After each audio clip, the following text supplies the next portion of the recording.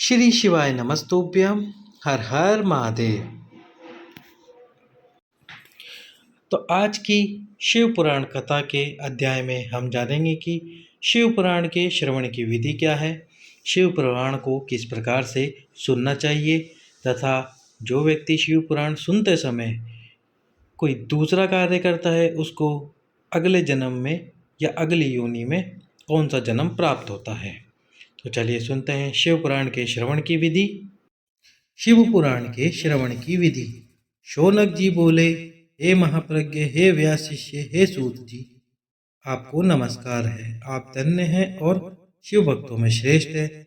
आपके महान गुण वर्णन करने योग्य है। अब आप कल्याण में शिव पुराण के श्रवण की विधि बतलाइए, जिससे सभी श्रोताओं को संपूर्ण फल की प्राप्ति हो।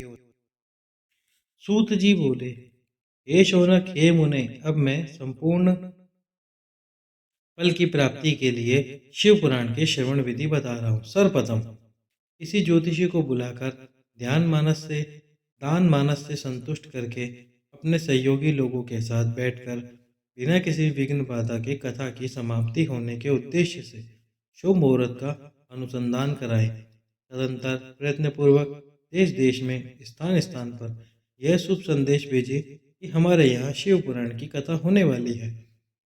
अपने कल्याण की इच्छा रखने वाले लोगों को उसे सुनने के लिए अवश्य पधारना चाहिए। कुछ लोग भगवान श्री हरि की कथा से बहुत दूर पड़ गए हैं। इतनी ही स्त्री, शूद्र आदि भगवान शंकर के कथा कीर्तन से वंचित रहते हैं। उन सब को भी सूचना हो जाए ऐसा प्रबंध करना चाहिए।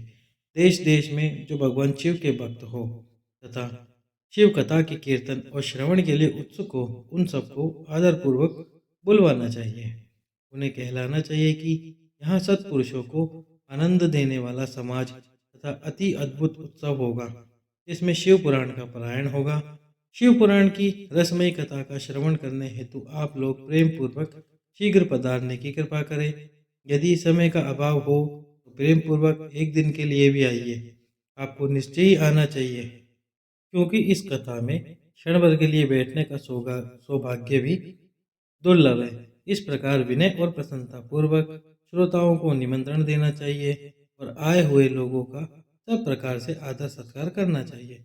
शिव मंदिर में, तीर्थ में, वन प्रांत में तथा घर में शिव पुराण की कथा सुनने के लिए उत्तम स्थान का निर्माण करना चाहिए। कथा भूमि को लीप कर शोधन करना चाहिए तथा धातु से उस स्थान को शोभित करना चाहिए। महोत्सव के साथ साथ वहाँ अद्भुत तथा सुंदर व्यवस्था कर लेनी चाहिए।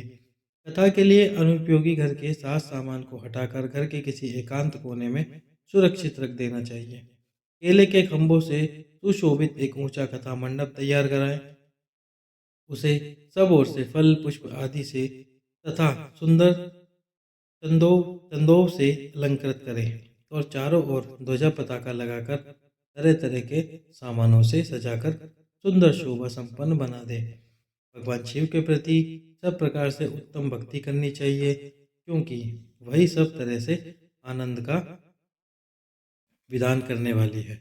परमात्मा भगवान शंकर के लिए दिव्य आसन का निर्माण करना चाहिए तथा कथावाचक के लिए भी एक ऐसा दिव्य आसन बनाना चाहिए जो उनके लिए सुखद हो। हे मुने, नियम पूर्वक कथा सुनने वाले श्रोताओं के लिए भी यथा योग्य सुंदर स्थानों की व्यवस्था करनी चाहिए। अन्य लोगों के लिए भी सामान्य रूप से स्थान बनाने चाहिए।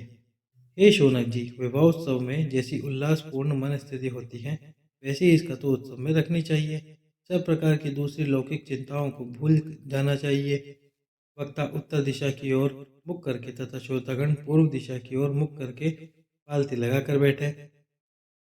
इस विषय में कोई विरोध नहीं है कि पूज्य पूजक के बीच पूर्व दिशा रहे तथा वक्ता के सम्मुख श्रोताओं का मुख रहे, ऐसा कहा गया है।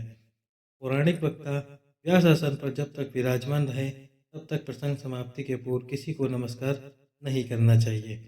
पुराण का विद्वान वक्ता चाहे बालक, युवा, वृद्ध, दरिद्र अथवा दुर्लभ जैसा हो, पुण्य चाहने वालों के लिए सदा वंदनीय और पूज्य होता है।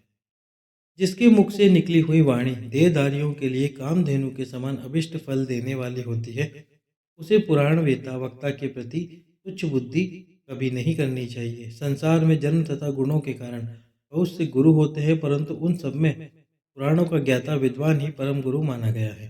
करोड़ों योनियों में जन्म ले लेकर दुख भोगते हुए प्राणियों को जो मुक्ति प्रदान करता है, उससे बड़ा दूसरा कौन गुरु हो सकता है।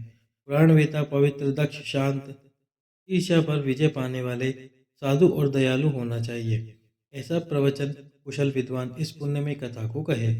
सूर्योदय से आरंभ करके 3:30 पहर तक उत्तम बुद्धि वाले विद्वान पुरुष को शिव पुराण की कथा सम्यक रीति से बांटनी चाहिए। जो धूर्त, दुराचारी तथा दूसरे से विवाद करने वाला और प्रपंची लोग हैं, उन कुटिल वृत्ति वाले लोगों के सामने ये कथा नहीं कहनी चाहिए।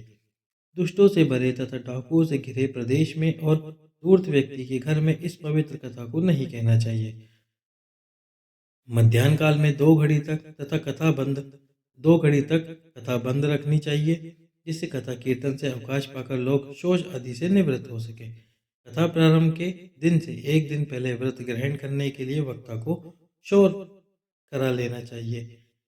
जिन दिनों कथा हो रही हो, उन दिनों प्रयत्न पूर्वक प्रातः काल का सारा नित्यक्रम संक्षेप से ही कर लेना चाहिए। वक्ता के पास उसकी सहायता के लिए एक दूसरा वैसा ही विद्वान स्थापित करना चाहिए, जो सब प्रकार के संशयों को निवृत्त करने में समर्थ हो और लोगों को समझाने में कुशल हो। कथा में आने वाले विघ्नों की निवृत्ति के लिए गणेश जी का पूजन करें। कथा के स्वामी भगवान शिव तथा विशेषतः शिव पुराण ग्रंथ की भक्ति भाव से पूजा करें। तत्पश्चात उत्तम बुद्धि वाले श्रोता विधि पूर्वक तन मन से शुद्ध प्रसन्नचित हो आदर पूर्वक शिव पुराण की कथा सुने। जो वक्ता और श्रोता अनेक प्रकार के कर्मों में भटक रहे हों, काम आदि 6 विकारों से युक्त हों, स्त्री में आसक्ति रखते हो, पाखंड पूर्ण बातें कहते हों, वे पुण्य के भागी नहीं होते। जो लौकिक चिंता तथा धन, गृह एवं पुत्र आदि की चिंता को छोड़कर कथा में मन लगाए रहता है, उस शुद्ध बुद्धि पुरुष को उत्तम फल की प्राप्ति होती है।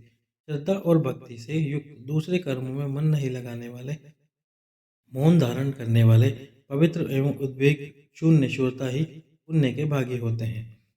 जो नराधम भक्ति रहित होकर इस पुण्यमयी कथा को सुनते हैं, उन्हें श्रवण का कोई फल नहीं होता और वे जन्म जन्मांतर में क्लेश भोगते रहते हैं। यथाशक्ति उपचारों से इस पुराण की पूजा किए बिना जो मूढ़ जन इस कथा को सुनते हैं, वे अपवित्र और दरिद्र होते हैं। कथा कहते समय बीच में ही जो लोग उठकर अन्यत्र चले जाते हैं, जन्मांतर में उनकी स्त्री आदि संपत्तियां नष्ट हो जाती है। जो पुरुष सिर पर पगड़ी आदि धारण करके इस कथा का श्रवण करते हैं, उनके पापी और कुल कलंकी पुत्र उत्पन्न होते हैं। जो पुरुष पान चबाते हुए इस कथा को सुनते हैं, उन्हें नरक में यमदूत की ही विष्ठा खिलाते हैं। जो लोग ऊंचे आसन पर बैठकर इस कथा का श्रवण करते हैं, वे समस्त नरकों को भोग कर काक योनि में जन्म लेते हैं। जो लोग वीरासन आदि से बैठकर इस शुभ कथा को सुनते हैं, वे अनेक नरकों को भोग कर विश्व रक्षा का जन्म पाते हैं।